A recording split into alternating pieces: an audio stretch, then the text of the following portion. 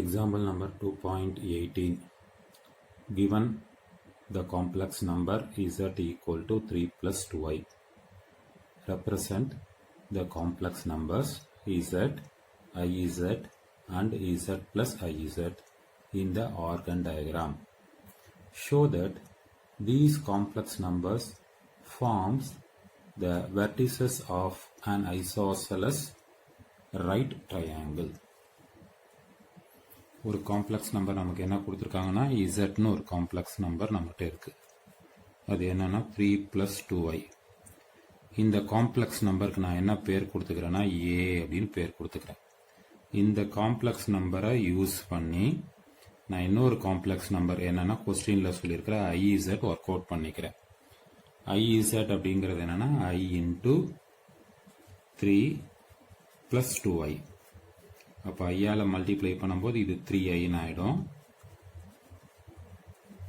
இது ஐயால மல்டிப்ளை பண்ணும்போது ஐ ஸ்கொயர்னு ஆயிடும். ஐ ஸ்கொயர் மைனஸ் 1. அப்போ -1 into 2ன்றது -2 ஆயிடும். அப்போ அதில் கிடைச்சிருக்க காம்ப்ளெக்ஸ் நம்பர் ஆக்சுவலா என்னன்னா -2 plus 3i. இந்த -2 plus 3iன்ற காம்ப்ளெக்ஸ் நம்பருக்கு நான் என்னன்னு பேர் கொடுத்துக்கிறேன்னா பின்னு பேர் கொடுத்துக்கிறேன். அடுத்தது இன்னொரு காம்ப்ளெக்ஸ் நம்பர் கண்டுபிடிக்கிறேன். அது என்னன்னா இது ரெண்டுத்தினுடைய டோட்டல் z plus iz. zன்றது 3 plus 2i plus izன்றது -2 plus 3i. காம்ப்ளெக்ஸ் நம்பரோட அடிஷன் தெரியும். ரியல் பார்ட்டுக்கு அடிஷன் அப்போ 1. அடுத்தது இமேஜினரியோட அடிஷன் 5. இந்த காம்ப்ளெக்ஸ் நம்பர் தான் நான் என்னன்னு பேர் கொடுத்துக்கிறேன்னா சி அப்படின்னு பேர் கொடுத்துக்கிறேன். அப்போ கொஸ்டின்ல சொன்ன 3 complex number Z, IEZ, Z plus IEZ calculate பண்ணிட்டேன். இந்த கால்குலேட் பண்ண 3 காம்ப்ளெக்ஸ் நம்பரையும் நான் ஆர்கன் டயக்ராம்ல மார்க் பண்ணிக்கிறேன்.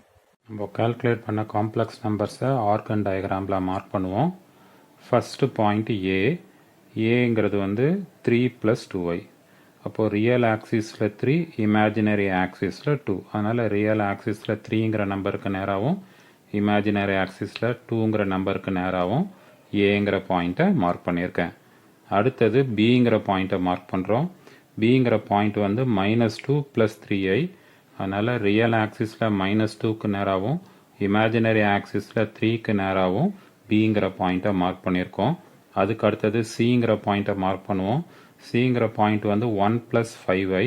அதனால் ரியல் ஆக்சிஸில் நேராக 1லையும் இமேஜினரி ஆக்சிஸ்க்கு நேராக +5லையும் அந்த சிங்கிற பாயிண்ட்டை மார்க் பண்ணியிருக்கேன். ஏ அப்படின்னு சொல்கிறது வந்து 3 plus 2iங்கிற காம்ப்ளெக்ஸ் நம்பரை குறிக்குது. பிங்கிறது வந்து -2 plus 3iங்கிற காம்ப்ளெக்ஸ் நம்பரை குறிக்குது. சி அப்படின்றது 1 plus 5i அப்படிங்கிற காம்ப்ளெக்ஸ் நம்பரை குறிக்குது. ஓகே, இந்த காம்ப்ளெக்ஸ் நம்பரை ஜாயின் பண்ணி ஒரு ட்ரையாங்கிள் ஃபார்ம் பண்ணிப்போம். இந்த ட்ரையாங்கிளை நம்ம என்னன்னு ப்ரூவ் பண்ணணும் அப்படின்னா ஐசாசலஸ் ரைட் ஆங்கிள் ட்ரையாங்கிள்னு ப்ரூவ் பண்ண போகிறோம். இன்னொரு விஷயம் கூட தெரிஞ்சு வச்சுக்கோங்க.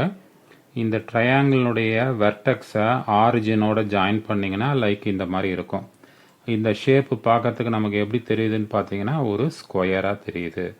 அதனால் நல்லா ஞாபகம் வச்சுக்கோங்க. Z, IEZ, Z plus IEZ எப்போவுமே ஒரு ஐசாசலஸ் ரைட் ஆங்கிள் ட்ரையாங்கிளை ஃபார்ம் பண்ணும். அதை ஓவோட ஜாயின் பண்ணிக்கும் போது அது ஒரு ஸ்கொயரை தான் ஃபார்ம் பண்ணும். அதனால் நான் என்ன பண்ண போகிறேன்னா இந்த 3 பாயிண்ட்டுக்கு இடையில இருக்கிற டிஸ்டன்ஸ் கால்குலேட் பண்ண போகிறேன். ஃபர்ஸ்ட் ஏங்கிற காம்ப்ளெக்ஸ் நம்பருக்கும் பிங்கிற காம்ப்ளெக்ஸ் நம்பருக்கும் இடையில இருக்கிற டிஸ்டன்ஸ் கால்குலேட் பண்றேன்.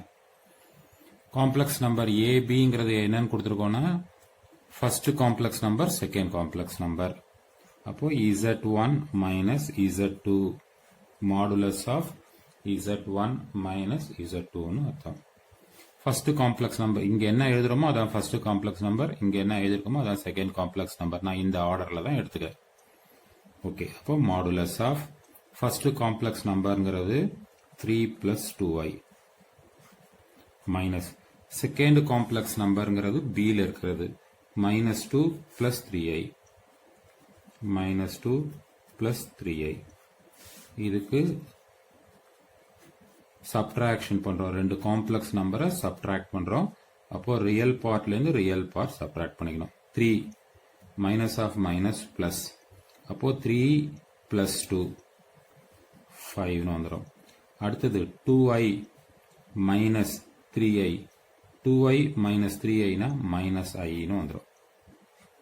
ஓகே, இதுக்கு மாடுலஸ் ஃபார்முலா அப்ளை பண்றோம். Modulus formula square root of real square plus imaginary square.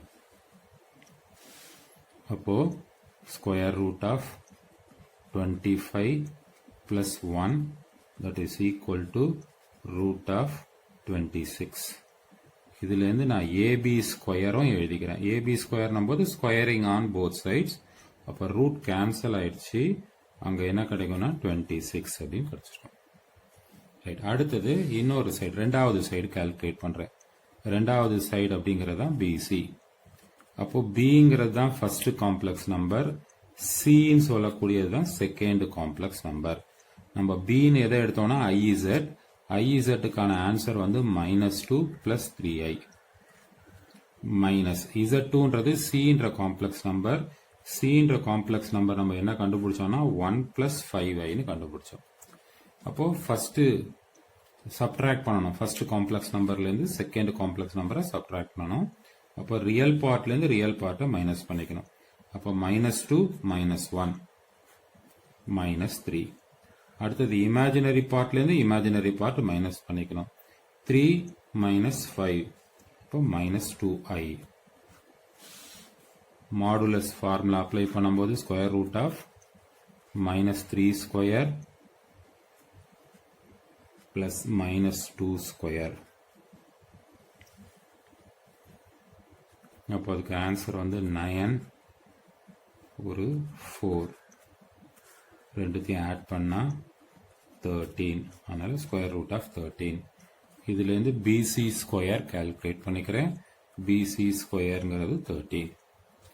அடுத்தது இன்னும் ஒரு சைடு பாக்கி இருக்கு இல்லையா, அதை ACன்னு சொல்லலாம், CAன்னு சொல்லலாம். நான் ACன்னு எழுதியிருக்கிறேன். அப்போ A தான் ஃபர்ஸ்ட் காம்ப்ளெக்ஸ் நம்பர், இந்த Cன்றது தான் செகண்ட் காம்ப்ளெக்ஸ் நம்பர். அப்போ Aன்றது Zன்னு எடுத்தோம், அதனால 3 பிளஸ் 2i மைனஸ் Cன்றது என்னன்னு எடுத்துக்கிட்டோம்னா Z பிளஸ் IZன்னு எடுத்தோம், அது 1 பிளஸ் 5i. ரெண்டு காம்ப்ளெக்ஸ் நம்பரை சப்ட்ராக்ட் பண்றோம். 3 மைனஸ் 1 2, 2 மைனஸ் 5, 2 மைனஸ் 5ன்னு சொல்லும் போது -3, அதனால -3i. மாடுலஸ் அப்ளை பண்றோம். மாடுலஸ்க்கு வந்து square root of real square plus imaginary square.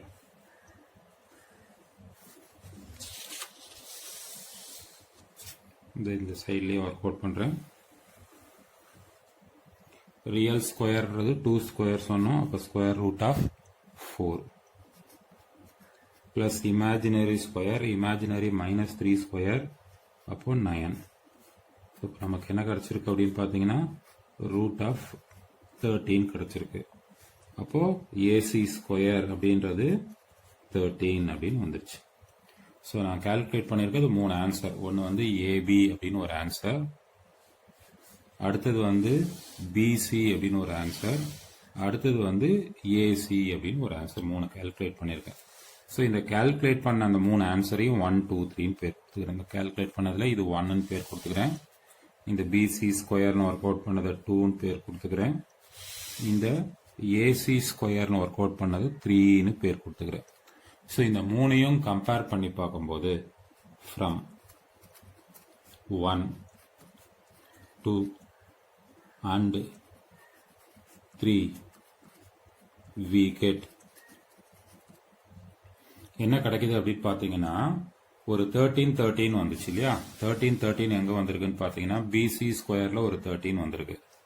அதே மாதிரி AC ஸ்கொயர்லயும் ஒரு 13 வந்திருக்கு. அப்போ BC square plus AC square equal to 13 plus 13.